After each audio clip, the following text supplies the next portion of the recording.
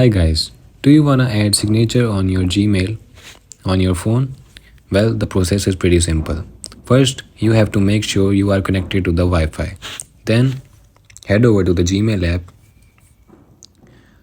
click on the top left corner of the screen, these three lines, click on them, scroll down and click on the third last options, settings. Once you've opened the settings, scroll down and go to the compose and reply section. Under compose and reply section, click on signature settings. Here you can see the option mobile signature. It is turned off by default.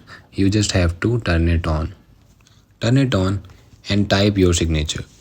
You can type whatever you wanna end your email with. For me, I will type regards.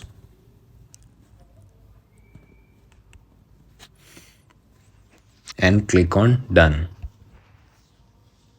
And to test it, we will have to just compose an email. Click on compose on the bottom right corner of the screen. And there you have it, regards on the bottom left.